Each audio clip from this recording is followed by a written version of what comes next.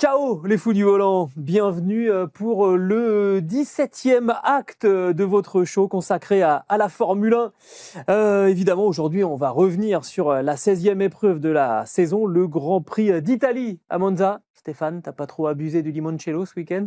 Non, non, tout va bien là, en forme. Donc, Bon. on va discuter de tout ça, du retour de Max. Exactement, parce qu'on a assisté à un petit événement ce week-end, après une série de 5 victoires consécutives de McLaren. C'est donc Max Verstappen et Red Bull qui se sont imposés dans le temple de la vitesse. Inventivité technique, on va en parler, mais aussi maestria en termes de pilotage du côté de Max Verstappen. Est-ce que le quadruple champion du monde n'a pas montré qu'il était toujours le meilleur pilote sur le plateau avec cette victoire? On va se poser la question, on reviendra sur les coulisses aussi de cette victoire chez Red Bull. Et donc, logiquement, le deuxième point qu'on va évoquer, c'est des McLaren battus, plutôt largement d'ailleurs, du côté de Monza. Et puis, on va surtout parler évidemment de cette inversion des positions pour remettre Norris deuxième devant Piastri après un arrêt raté pour le Britannique. Il y a une polémique qui se développe. Alors, est-ce que c'est un peu factice ou est-ce que vraiment il y a des raisons de discuter ce choix fait par l'équipe McLaren? On en parlera aussi. Grille inversée, Grand Prix raccourci, multiplication des courses sprint, moteur V8, la liste des idées qui reviennent comme ça régulièrement pour essayer de renouveler la Formule 1 n'en finit pas. Alors on va essayer de faire un petit état des lieux de ce qui circule en ce moment, parce que figurez-vous qu'il n'y a peut-être pas que des mauvaises idées dans le tas, en tout cas selon nous. Après, vous avez le droit de vous faire votre avis. C'est en tous les cas Stefano Domenicali, le boss du promoteur du championnat du monde, qui les remet sur la table. Exactement. Et il a envie que ça bouge cette fois-ci. On va voir ce que ça va donner. Exactement, il a l'air un petit peu plus enclin à faire bouger les choses, on va en parler. On commence donc avec cette victoire de Max Verstappen, la 66e victoire pour Max qui reste. Max la menace, quoi qu'il arrive. 66e victoire dans sa carrière après avoir décroché la pole samedi. 3e succès cette saison après Suzuka et Imola. Alors dans un Grand Prix où il a été une première fois en tête au premier tour, et puis ayant court-circuité la première chicane, finalement, son ingénieur Gianpiero Lambiase lui a demandé de rendre la première place. Ce qui est intéressant quand même, les choses changent, on vous le redit, mais c'est vrai. Autrement, on aurait attendu, l'année dernière, il y a 2 ans, 3 ans, avant, on aurait attendu 4, 5, 6 tours des négociations, etc. Là, l'équipe l'appelle pour lui dire, tu rends la position, point barre. Et à la fin du premier tour, c'était fait. Et il n'y a pas de discussion. Voilà, le sport gagne, c'est tout. Lambiase lui dit rends la place. Voilà. Non, franchement. Max fait confiance totalement à son ingénieur. Il lui rend la place et 2 tours plus tard, il la reprend. Ouais. Donc c'est preuve qu'il était quand même un ton au-dessus du binôme Norris-McLaren. Stéphane, j'ai trouvé que c'était une étape vraiment importante parce que c'est aussi la première victoire de l'équipe Red Bull depuis qu'elle est dirigée par Laurent Mekies. Et pourtant, c'est Pierre Vacher qui est monté sur le podium avec Max Verstappen. Quand même le symbole que cette victoire, elle est très, très technique, parce qu'on a beaucoup travaillé sur les ailerons. Je vais t'en parler. Et puis pour l'équipe, c'est très bon à prendre moralement aussi. Parce que cette dernière victoire à Imola, elle commence à remonter à loin maintenant. Alors, tu as parlé de Laurent Mekies qui a dit le premier jour, après les premiers essais, on espère ne pas être trop loin et avoir compris les problèmes qu'on avait l'année dernière et être en mesure d'y remédier, de ne pas être face à une impasse. Comme en 2024 à Monza, où l'équipe était très nulle part. Ils avaient échoué vraiment. C'était prodigieux. Et là, cette année, c'est la pole position la plus rapide de tous les temps en Formule 1. C'est la course aussi, la plus rapide de tous les temps. Ce qui a quand même fait dire à Max Verstappen, qui relativise toujours un petit peu, tu peux toujours compter sur lui pour ça. Il a dit, en fait, c'est en raison du bitume qui donne plus de grip. Et je pense qu'avec la Mercedes, par exemple, de 2020, on sera allé plus vite, l'ancien record. et lui dit surtout avec moi au volant, tu vois. C'est là où tu t'attends tout. Tiens, tu dis il est en train de dire un truc sympa, puis bam, comme ça il prend, il envoie un missile. Il est comme ça, c'est pour ça aussi qu'on l'aime. Bon, il a pas gâché, ça lui a pas gâché son plaisir, c'est sûr. Cette victoire absolument improbable, même si maintenant le titre est oublié, mais il se rappelle au bon souvenir de tout le monde. Et ce qui est un petit peu embarrassant quand même pour la concurrence, c'est que tu ressors de cette course avec l'impression que c'est le meilleur pilote du plateau en ce moment qui a gagné, pas celui qui est le mieux servi en termes de matériel, Grand Prix après Grand Prix, mais quand il a une petite fenêtre de tir, il exploite et là, c'est dans le mille. Exactement. C'est un peu l'idée de ce qu'a dit Toto Wolff ce mardi en disant en fait, on a l'impression qu'il rend tous les autres pilotes un petit peu ridicules parce que dès qu'il a une demi-occasion, il la transforme. Et puis c'est surtout la première pole position de Red Bull sous l'ère hybride à Monza depuis 2014.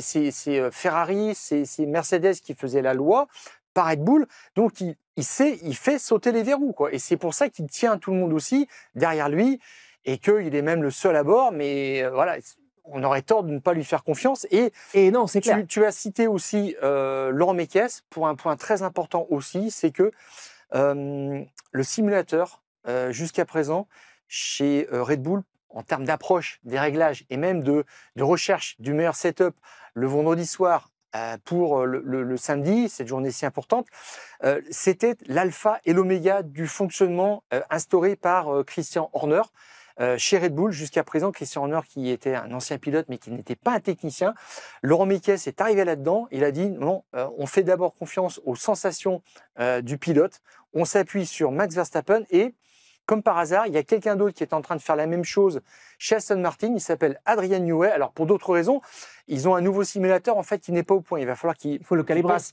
voilà, 2 ans pour le calibrer. Et il a dit, en attendant, on va faire avec le feedback du pilote et ce qui convient parfaitement à Fernando Alonso. Donc, c'est cadors de la piste qui aiment que on s'appuie sur eux, voilà, sur l'humain. Et Mekies a été dithyrambique en parlant d'une définition de la perfection, en parlant de quelqu'un qui a une valeur ajoutée fantastique techniquement, qui a un jugement technique puissant. Voilà, ça c'est la marque des grands, des Alain Prost, des Michael Schumacher, des gens comme ça, des Ayrton Senna, des Lewis Hamilton, des Sébastien Vettel. Et donc, tu sens déjà qu'ils ont atteint un point d'équilibre où tout le monde se comprend, tout le monde parle le même langage. Même pas un mois après l'arrivée de Laurent Mekies chez Red Bull. Non, c'est beau. Pour en revenir là sur l'aspect mathématique, Red Bull vient de marquer 45 points en deux Grands Prix. Ça n'était pas arrivé depuis le début de la saison. Le maximum, c'était 43 points en ayant enchaîné la Chine et le Japon. On verra ce que ça va donner par la suite, mais c'est quand même un indice que les choses sont en train de se mettre en place. L'enjeu, c'est la 2e place au championnat du monde des constructeurs. Ils reviennent justement, Red Bull revient à 41 points de Ferrari, qui tient pour l'instant cette 2e place au classement des constructeurs, et revient à une vingtaine de points aussi, 21 points je crois de Mercedes. Donc c'est tout à fait jouable cette 2e place pour la fin du championnat. On va revenir maintenant sur ce qui a peut-être été décisif dans cette course, dans ce Grand Prix.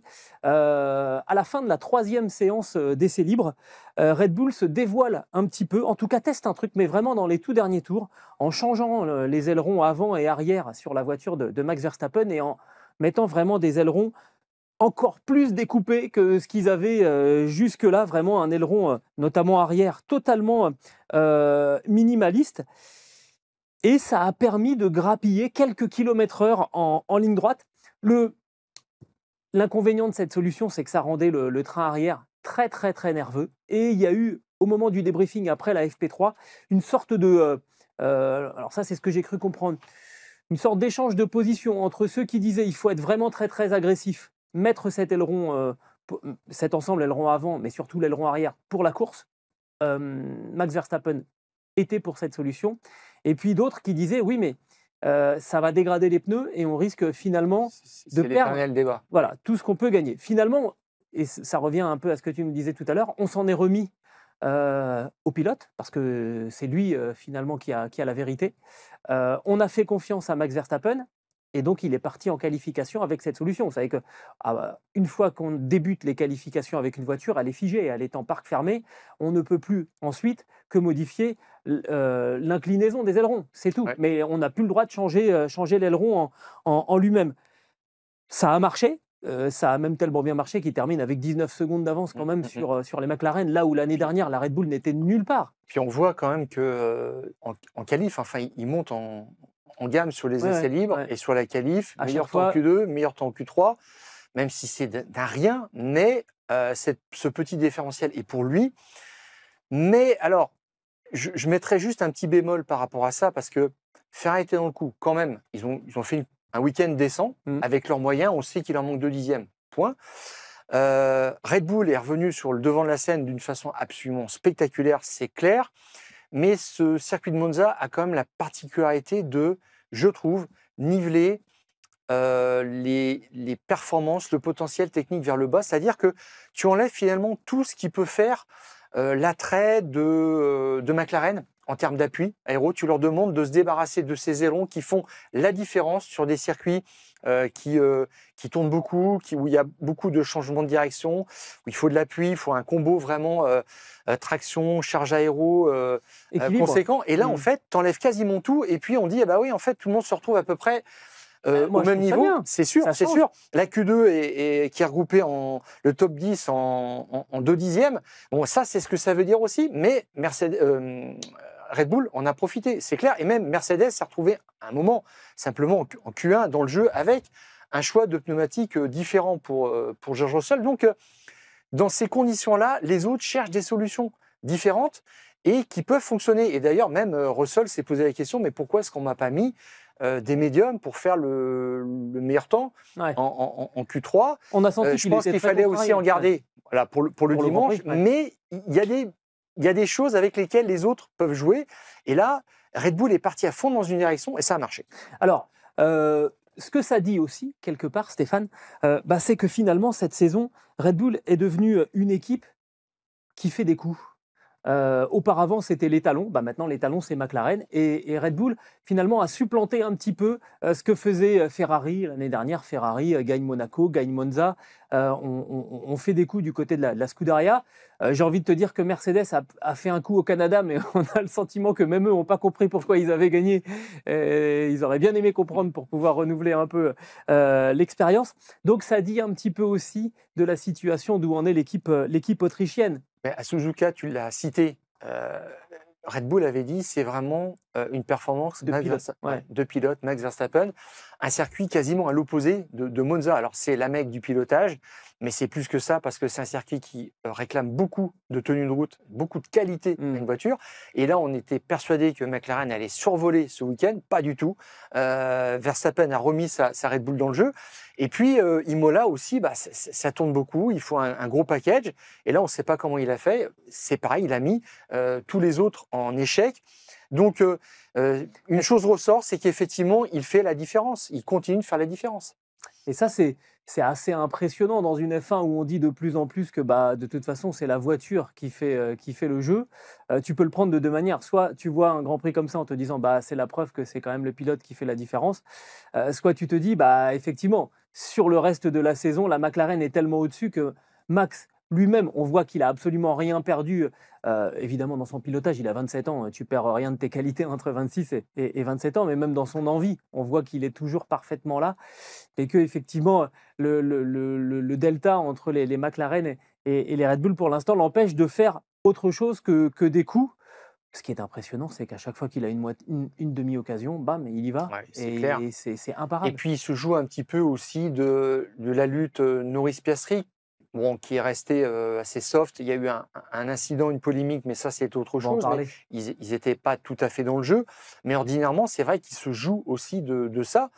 Encore une fois, il est d'une intelligence rare et il comprend où est son intérêt. Le seul petit bémol, simplement, c'est que j'ai trouvé assez dur au départ. Là, il tire un bord, là, il passe d'un côté de la piste à l'autre pour mettre Norris carrément dans l'herbe. Je trouve qu'il y aurait peut-être quelque chose à regarder comme ça là-dessus. Sur un départ, je comprends qu'un pilote se décale complètement comme ça à ce point-là. Moi, je dis non, simplement. J'aimerais que les pilotes puissent se décaler, mais simplement sur une moitié de piste. Ils sont à gauche, ils arrivent au milieu, ils sont au milieu, ils arrivent sur un côté. Mais pas autant, parce que franchement, là aussi, ça a beaucoup joué. Norris c'est quand même accroché pour rester dans le match. Mais il balance ces gens-là comme ça sans... il est toujours aussi rugueux. Embarras. Quand il y a une victoire en jeu, on voit que c'est pas du tout le Donc le on même a retrouvé pilotage. un petit peu le prédateur qu'il y avait aussi. C'est là aussi où il y a la marque. Hein. Il aura toujours cette agressivité. Juste un dernier mot. On a conclu le deuxième tiers du championnat. Hein. C'était le 16e Grand Prix sur 24. Il n'y a pas grand-chose de mieux pour remobiliser une équipe qui est en difficulté, qui par rapport à l'année dernière n'est pas du tout dans les mêmes eaux au niveau en termes de rendement. On ne peut pas faire beaucoup mieux qu'une victoire comme ça avec des décisions stratégiques, techniques qui sont hyper pointues et puis un pilote qui montre qu'il est exactement là où on l'attend. Ouais. C'est précieux pour Laurent Mekies. Et puis, ça redonne du crédit aussi à Pierre Vacher, parce qu'on disait où sont passées les qualités extraordinaires de cette voiture. Voilà. Et c'est quelqu'un qui travaille. Et franchement, comme tu l'as dit, il est monté sur le podium, ça veut toujours dire quelque chose. Non, clairement. On va parler maintenant de McLaren, puisque la victoire de Max Verstappen a mis fin à la série de victoires de McLaren, qui n'avait plus connu la défaite depuis le Grand Prix du Canada à la mi-juin, et qui a donc été battu à la régulière et assez largement par Red Bull à Monza. Ce qui confirme à la fois que la McLaren, elle a encore quelques petites zones de faiblesse, c'est que c'est une sorte de piqûre de rappel pour les hommes de Zak Brown. Est-ce que tu as été étonné de ce manque de performance des voitures oranges, Stéphane? Oui, complètement. Et alors, ça rejoint un petit peu ce que je te disais, c'est-à-dire que tu enlèves ses qualités comme aéro, c'est une voiture qui rentre un petit peu plus en rang quand même. Mais après, on a des chronos qui sont assez serrés entre Norris et Piastri, et tu te dis, il n'y en a pas un de temps en temps qui trouve quelque chose de plus, 2 dixièmes, où on se dit, waouh, là il se passe quelque chose. C'est le pilote qui va les chercher. Tout à fait. Tu as l'impression que c'est 2 très très bons pilotes qui savent très très bien faire les choses, mais qui n'ont pas ce petit plus parfois de temps en temps. On a vu des belles choses de la part de Piastri et de Norris cette saison, mais c'est là où il fallait répondre à Max Verstappen. Ils n'ont pas su le répondre et puis ils sont restés complètement en retrait le dimanche. Le fameux dépassement de fonction, tu sais, qu'on attribue souvent dans les sports collectifs. Le pilote, il peut l'avoir aussi à un moment. Oui, là, ils ne l'ont pas eu. Le dépassement de fonction, c'est Piastri, mais sur Leclerc, qu'est-ce que ça rapporte à l'extérieur, dans l'ESMO? C'est magnifique. Là, tu te dis quand même, bon, c'est le leader du championnat, mais à part ça, c'est vrai que une fois qu'ils sont installés derrière Verstappen, ils le titillent.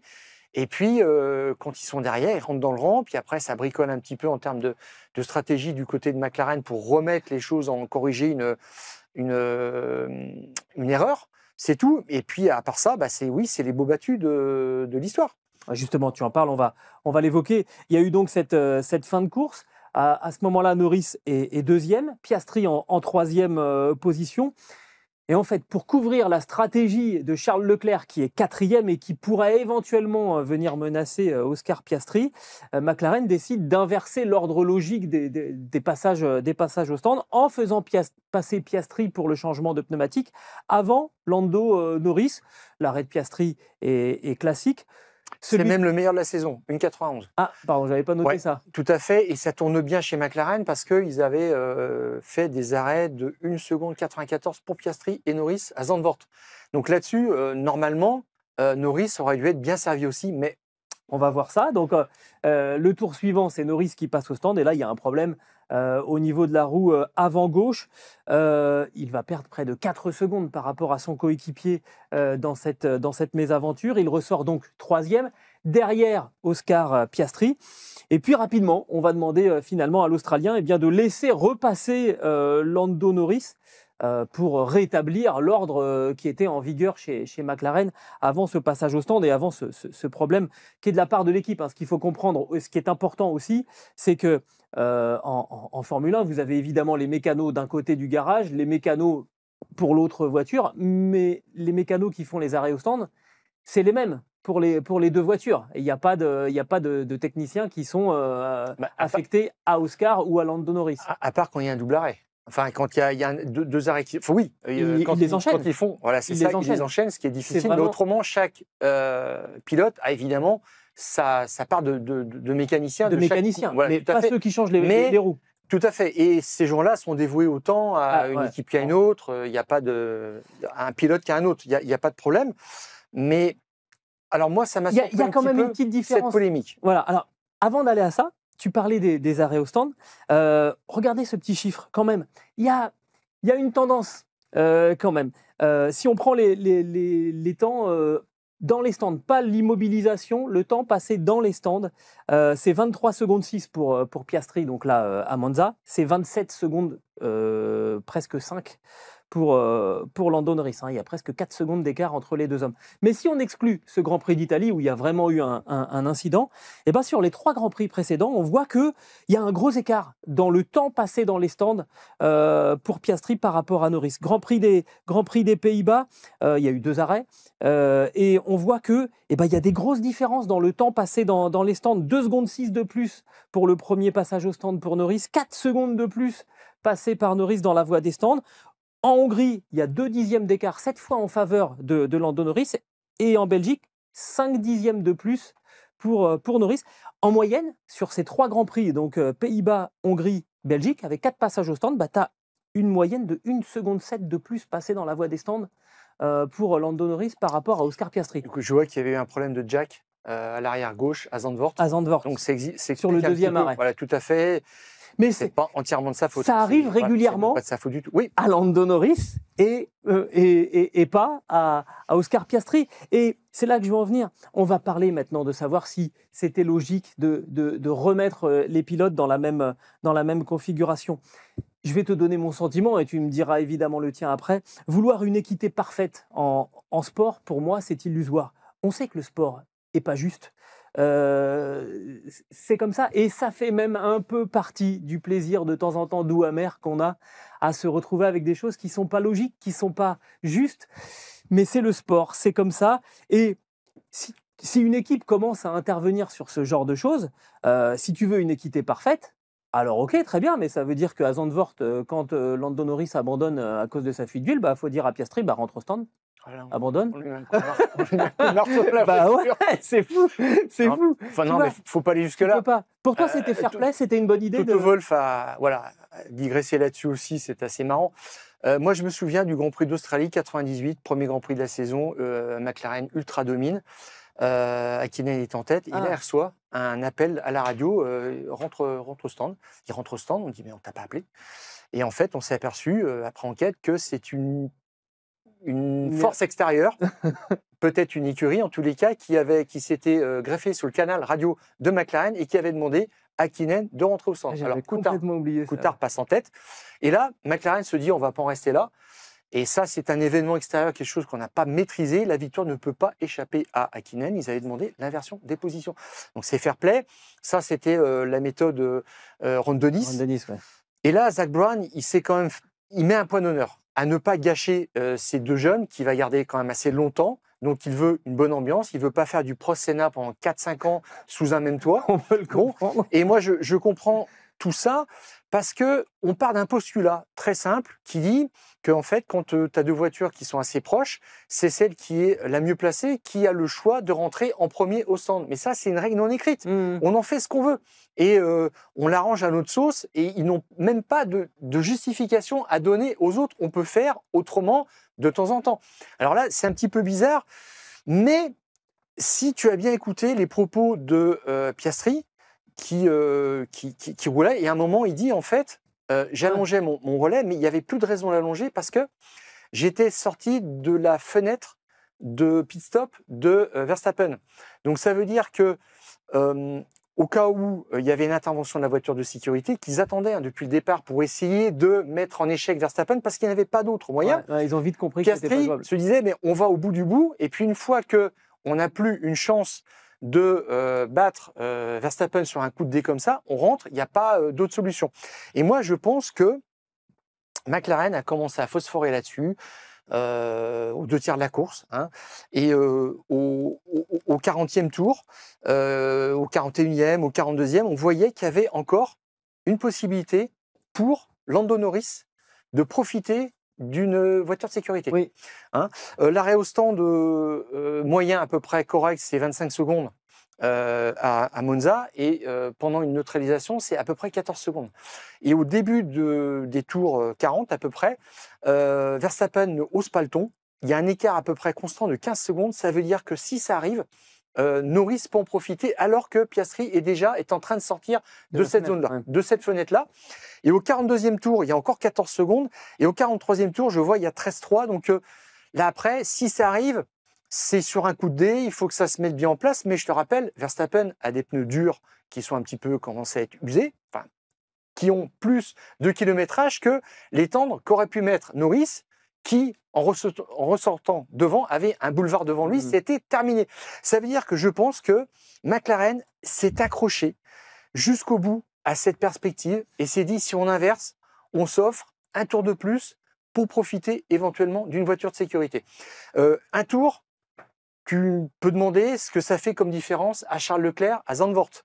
Il rentre au stand, Hamilton se plante juste après, et il dit, bah oui, en fait, mauvais timing, et là, ça a mis ma course par terre.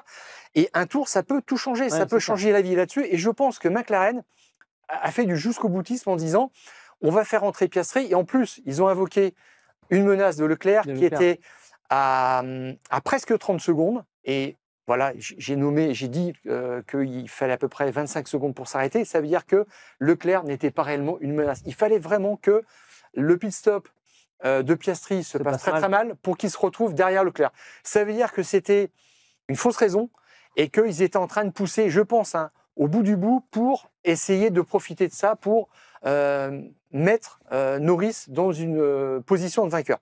Je ne vois pas autre chose parce que chez McLaren, on voit tout ça, on est très intelligent, on ne va pas inverser pour s'amuser simplement, mais on est obligé de donner raison officiellement, mais plus sûrement, je pense qu'ils ont essayé un petit peu de jouer sur ces deux tableaux et la carte Norris, parce que c'est le seul qui pouvait battre Verstappen dimanche. Ouais, sauf que maintenant, ça fait donc un delta de 6 points. Hein, et Piastri aurait pu marquer 3 points de plus que Norris. C'est quelque chose qui est idéal, parce qu'on avait considéré qu'ils avaient créé une injustice l'année dernière, où en tous les cas, il y avait une polémique en disant, mais ils avaient inversé aussi les positions de rentrée au stand pour protéger aussi, se protéger d'un adversaire, d'un undercut.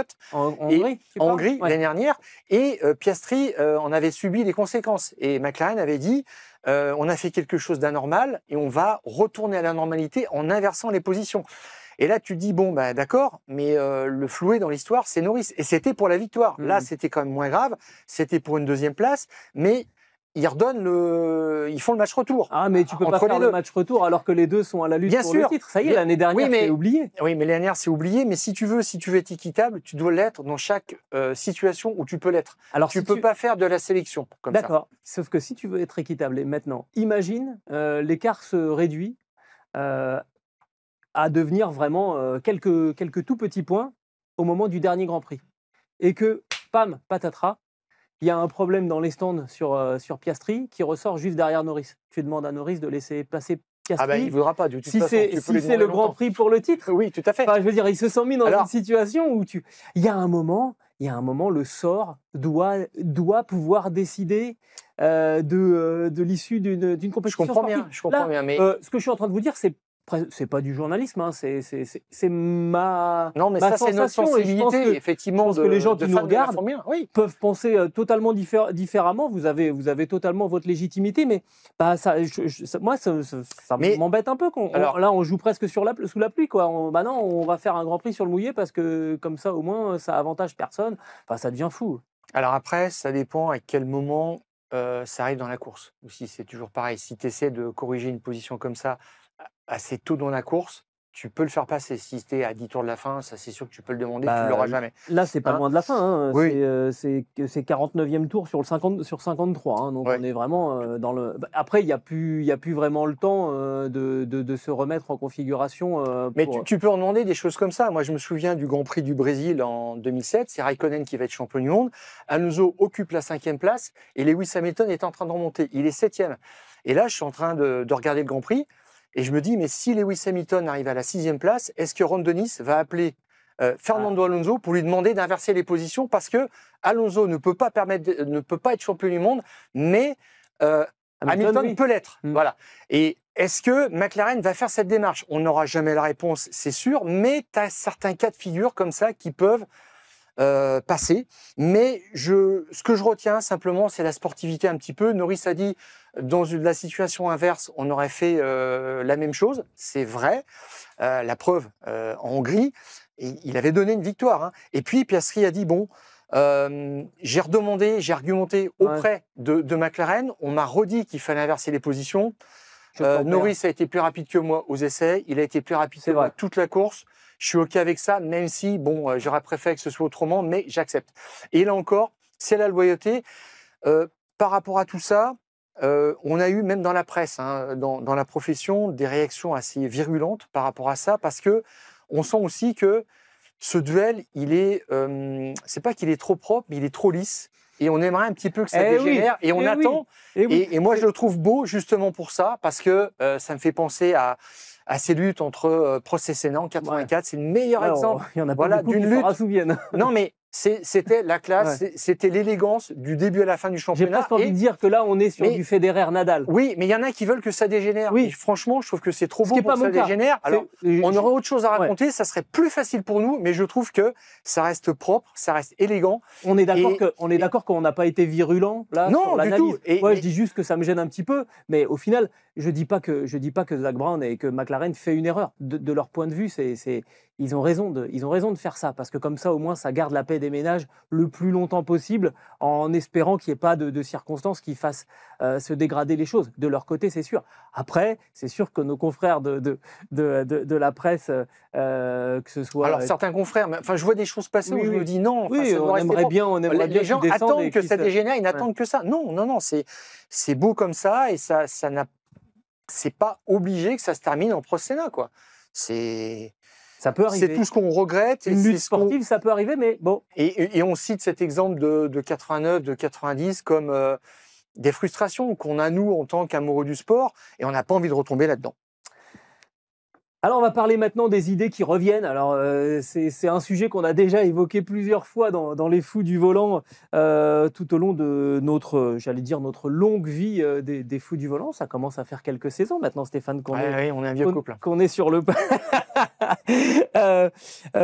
et donc, il y a une nouvelle salve d'idées qui a été remise sur la table par Stefano Domenicali. C'est souvent, là, après l'été, que l'Italien... Oui, il a signé quelques contrats assez florissants, on va revenir là-dessus, et il remet le sujet sur la table, parce que la Formule 1 ne doit pas s'endormir, elle a un public jeune.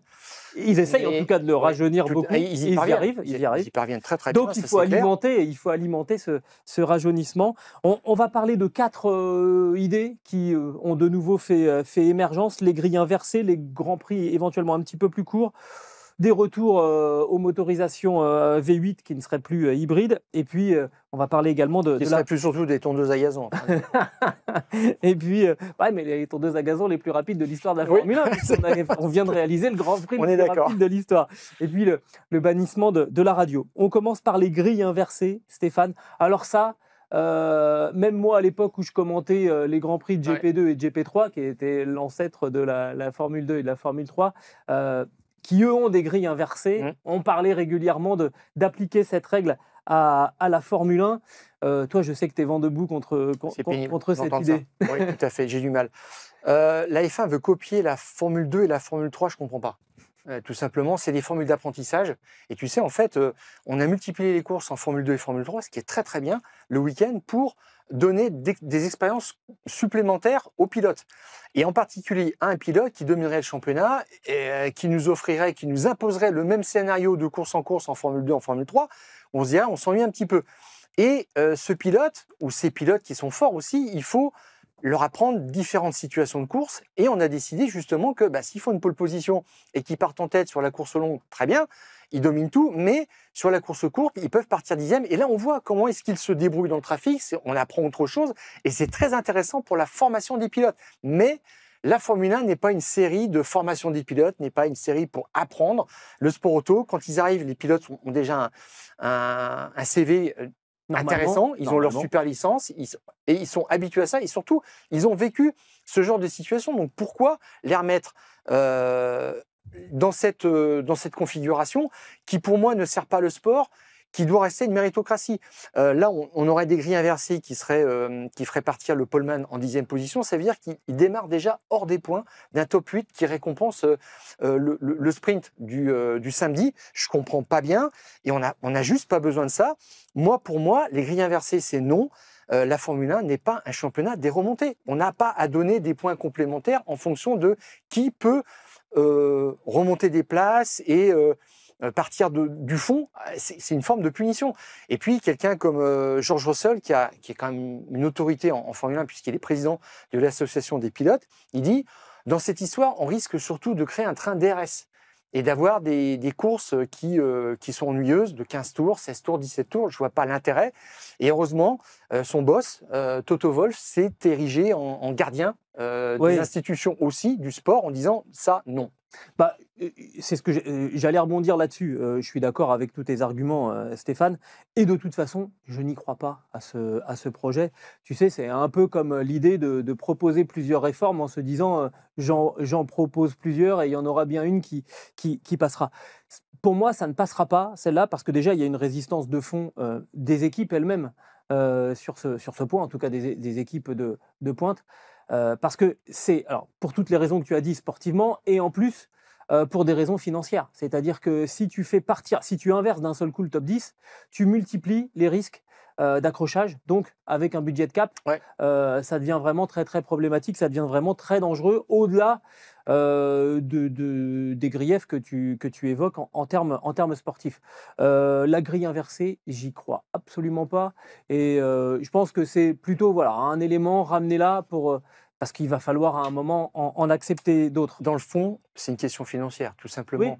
Un organisateur de Grand Prix, il va vendre ses places plus chères parce qu'il aura une qualification sprint le samedi, il aura un sprint supplémentaire, une qualification sprint le vendredi, un sprint supplémentaire le samedi, et il aura plus de revenus, en fonction de ça. Ouais. Et le promoteur du championnat peut demander à ses organisateurs un prix de plateau plus élevé en disant en fait, on donne un privilège. Parce qu'aujourd'hui, il y a 6 courses sprint sur un ensemble de 24 événements. Donc, ça veut dire que ces gens-là sont un petit peu privilégiés aussi. Donc, tu dois, je pense, répercuter ça aussi sur le prix de plateau. Donc, les autres organisateurs qui n'ont pas de course sprint voient effectivement le business qu'on peut faire en supplément et disent « Ah oui, les courses sprint, c'est génial, mais il faut l'avouer quand même, dans ces courses sprint, il ne se passe pas grand-chose. Et c'est un intérêt purement de marketing. » Alors moi, je suis d'accord, des essais libres. Alors, des essais libres, le vendredi, je conçois que c'est vraiment un truc de spécialiste et les gens ont tout de suite envie d'entrer dans l'action. Ça, je suis d'accord. Il n'y a pas de problème. Et la qualif sprint répond en partie à ça. C'est pas mal. C'est pas mal. Moi, je trouve qu'il faudrait peut-être faire la Q1 le vendredi en fin de journée, après des essais libres, et puis une Q1 peut-être élargie à 20 minutes pour voir déjà, pour éliminer 5 avec une petite sanction sportive, et puis le lendemain on fait Q2, Q3, et puis une Q4 comme on l'a proposé ici, c'est-à-dire avec un système de duels pour finir, pour déterminer le top 4, et tout le monde serait content. Franchement, on aurait plus de spectacles, ça aurait du sens, et ça n'impacterait pas directement des circuits où il n'est pas possible de faire une course sprint, parce que là c'est la procession à Monaco par exemple. Donc c'est assez contrasté. Les sprints, c'était une nouveauté, mais je trouve qu'on en ferait quelque chose d'autre. Et quand des championnats se jouent à 4-5 points, quand on voit ce qui est distribué maintenant, 6 x 8, 48 points quand même en course sprint, waouh! Ça peut faire un décider tout à fait, sur quelque chose qui n'est pas équitable. Je pensais qu'on allait passer moins de temps sur la grille inversée. Alors, ce qui a été évoqué aussi, c'est de faire des grands prix plus court. Donc on avait les sprints et maintenant on se dit peut-être qu'on peut faire des grands prix plus courts. Moi c'est une solution qui me paraît peut-être un petit peu plus proche de la réalisation, parce que on a le sentiment parfois que y a des grands prix qui s'éternisent et que ça pourrait tourner longtemps, il se passera pas grand-chose. Exactement, c'est le sentiment qu'on a en Hongrie, même Monaco, quand il se passe très rien du tout. Ça c'est clair. Je trouve que 1h30, c'est pas mal pour calibrer les grands prix, et puis même aller à cette durée-là. les formater de cette façon-là, parce que des fois, c'est 20 minutes en trop, quoi. C'est clair, en durée ressentie, c'est 4 heures.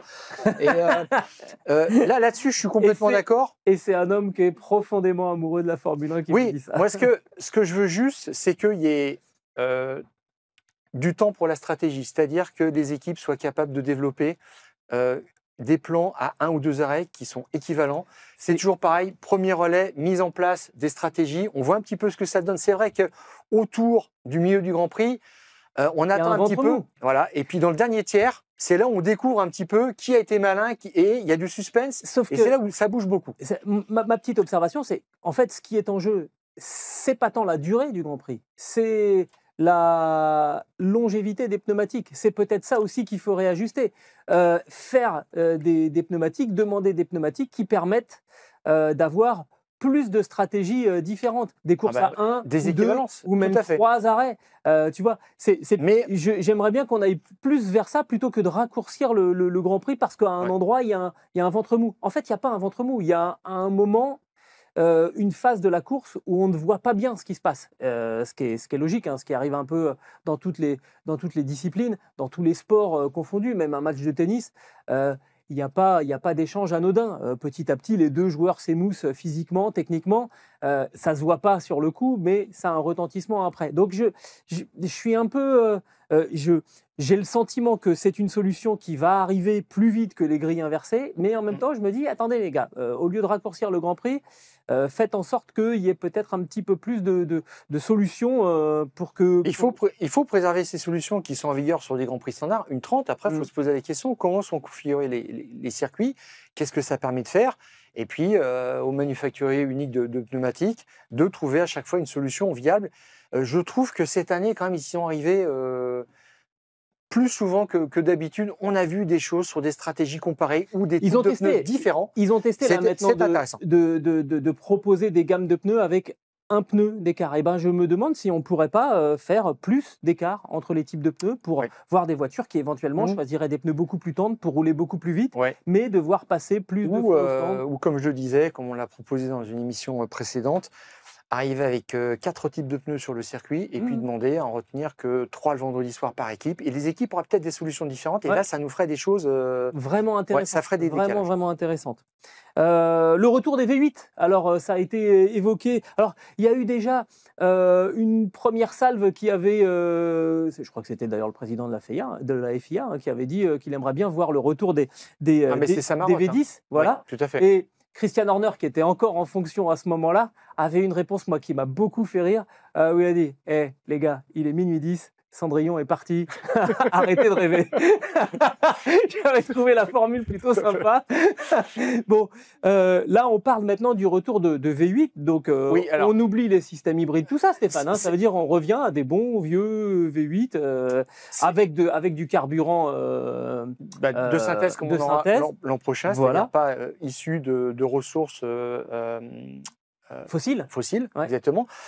La sortie de Christian Horner, effectivement, qui était assez amusante, ça signifiait que, en fait, les constructeurs s'étaient engagés dans des plans de développement extrêmement importants et coûteux pour faire plusieurs centaines de millions de dollars pour développer les nouveaux moteurs qui seront en vigueur en 2026. Tout à fait, et que c'était pas possible d'y renoncer simplement après 3 saisons, parce que c'est ce dont il était question. Et le président Mohamed Ben Sulayem, président de la FIA, poussait pour avoir des moteurs. Ça a été d'abord 2030 et puis après on a parlé de 2029. Toto Wolff a sifflé la fin de la partie ce week-end à Monza. Il devait y avoir une réunion en début de semaine, elle n'aura pas lieu. Il a donné 2 informations. Tous les motoristes de Formule 1 sont d'accord pour un retour au V8, mais pas avant 2031. Point. Alors moi... Bon, ça tombe bien parce que lui, il dirige Mercedes et qu'il a les 2 tiers du plateau. Donc... Moi, j'apporterai une petite précision, simplement. Tu as entendu Jean Lézy tester sa Ferrari 2095 on l'a bien sur V12. Quand il sortait de la parabolique, tu le voyais pas, il était très loin, tu savais que c'était lui. Parce que V12, c'est incomparable. Alors, je pense qu'on a vécu la même scène, c'est en regardant chez nos confrères de Canal+, qui pouvaient plus parler dans les stands parce qu'il y avait une voiture qui roulait, alors qu'ils peuvent se causer sur la grille de départ avec tous les moteurs allumés. C'est clair. Autour d'eux, il n'y a pas de problème. Mais alors, pour être pour aller encore un petit peu plus loin, pour avoir pu comparer en piste V8, V10, V12 à une époque où ils étaient tous les trois autorisés. Le V8 Cosworth, le V10 j'ai une nouvelle génération, Renault, Honda, etc. Et puis le V12 Ferrari, il n'y avait pas match. Il n'y avait pas match en termes d'harmonie, de son. C'était le V12 Ferrari qui se dégageait. Alors il y avait aussi le Honda qui était absolument fascinant de puissance. Il en était presque insupportable. C'était quelque chose de sauvage, mais ce sont des architectures qui sont spécialement nobles parce qu'il y a une rangée il y a un nombre pair de cylindres par rangée. Et ça change tout en termes harmoniques. Le V10, c'est un petit peu moins agréable. Et le V8, à ce que je m'en souvienne, c'était assez pénible quand même. Quand on a dimensionné, les V12 ont disparu. Après, on a dit, on passe des V10 au V8. On y est encore perdu. Et si vous êtes d'accord pour un retour aux atmosphériques, allez jusqu'au bout parce que il faut. On veut se débarrasser. Non, mais Stéphane, on lui dit bon, allez, on revient au V8. Non, on veut des V10. On veut se débarrasser de ces bruits de tondeuse à gazon. Donc, retour aux atmosphériques qui était vraiment fascinant. Mais faites des architectures qui sont nobles, des belles architectures.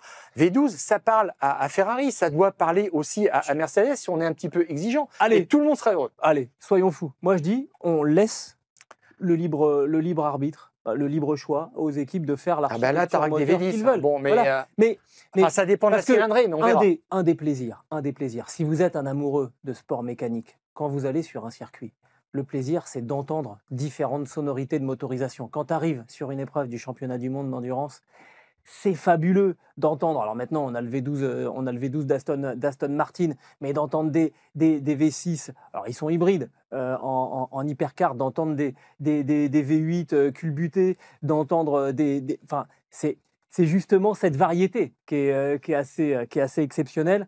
La vibration, le son des moteurs.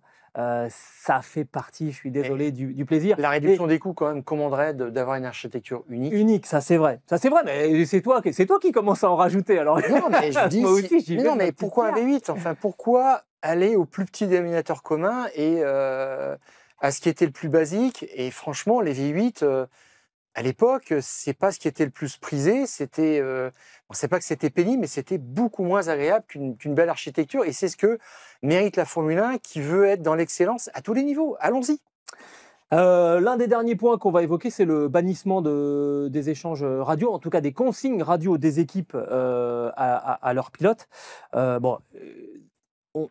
On ne parle pas des messages de sécurité, hein, où on va toujours intervenir. Voilà, on a interdit le coaching, je crois que c'était Jean Todt qui l'avait fait en 2016, uniquement des informations qui tiennent à la sécurité, et autrement, coaching interdit, on ne donne pas de conseils, ni rien. Et je trouve que ça collait bien. On avait abandonné ça pour différentes raisons. Il y a des pilotes qui se plaignaient beaucoup de ça. Jenson Button qui cassait beaucoup de moteurs Honda et qui appelait pour dire « Ah oui, mais alors on me dit pas où me garer, comment faire. Non, mais il faut me parler en permanence. » Et c'est des pilotes quand même aussi qui avaient besoin qu'on leur parle tour après tour. Donc il y en a qui sont comme ça, qui sont habitués à ça. Mais moi je dis simplement, la radio, c'est fait pour des échanges de travaux le vendredi, le samedi, en essai libre, en qualif. Et puis le dimanche, c'est le temps de la course, c'est le temps du pilote. Il pilote comme il l'entend, il fait sa stratégie, et là, on aura des choses très intéressantes. J'en viens simplement à 2023. Je crois que c'est cette année-là où Verstappen remporte 10 Grands Prix de suite. Il y a 2 ou 3 Grands Prix où c'est un petit peu tangent, où il est menacé par un autre pilote parce qu'il est en train de mal gérer ses pneumatiques ou sa stratégie. Et puis on lui dit, attends, tu es en train de faire une bêtise, fais comme ça, etc. Et là, on le remet tout de suite dans les meilleures dispositions. Si on le laisse faire, il va se planter. Et c'est quelqu'un d'autre qui va gagner. Moi, j'aimerais que les pilotes aillent jusqu'au bout, à l'ancienne, construisent leur plan de course parce qu'ils ont envie qu'on les prenne pour des grands garçons. Ah bah chiche. Donc le travail avec les techniciens, oui, pendant les essais. Et puis le dimanche, c'est le temps du pilote. Ouais, sauf que tu as dit. Donc pas de radio. Tu as mentionné le point qui.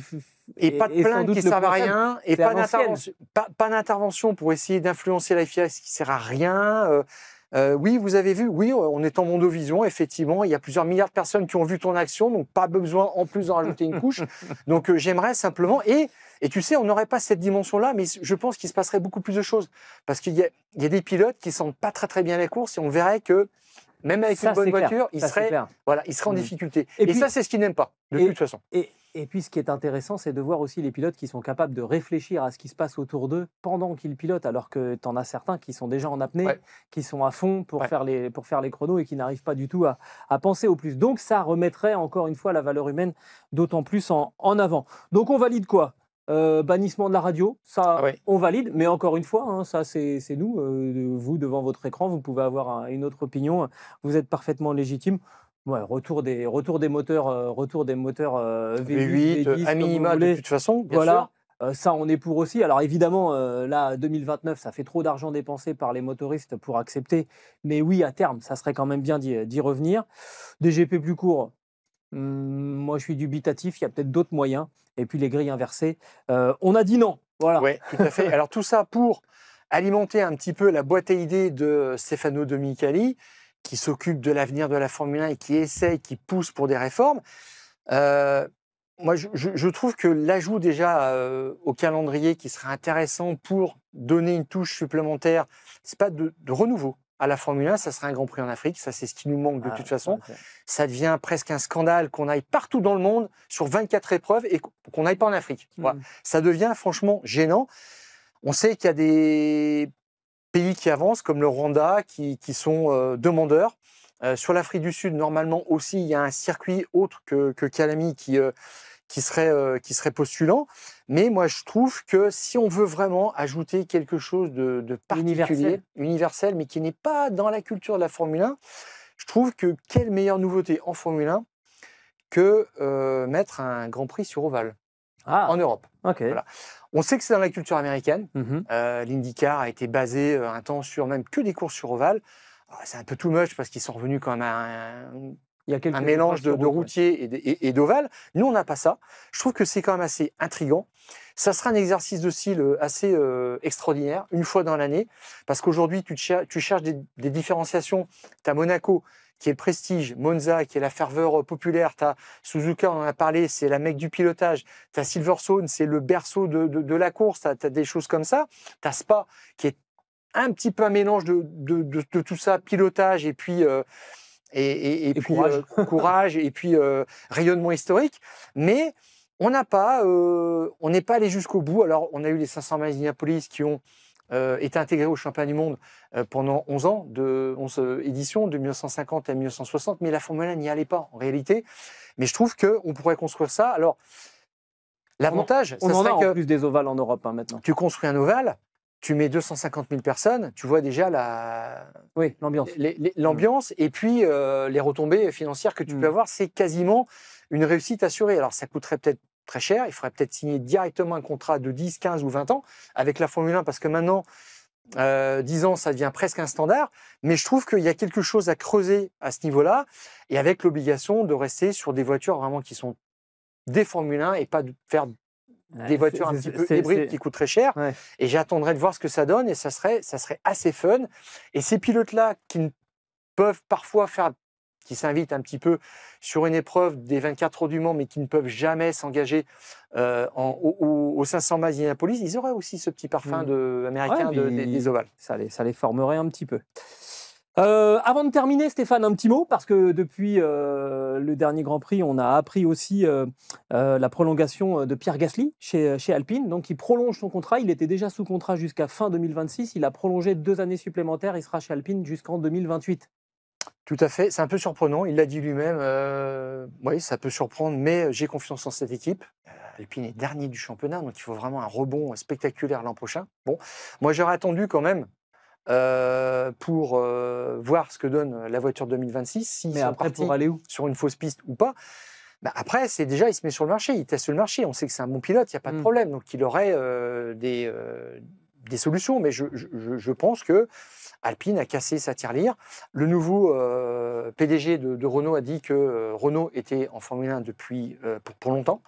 Donc ça se traduit dans cet engagement-là. Et puis il fallait aussi surtout que Alpine sécurise un super pilote parce que l'an prochain, Briatore, il cherche encore. Colapinto, décevant. Je ne sais pas si tu as vu la sortie qu'il a fait, même en conférence de presse. Hein, c'était assez soft, mais c'était bien dit. Il a dit Colapinto, il essaie de faire plaisir aux ingénieurs, mais c'est pas ce que j'attends de lui.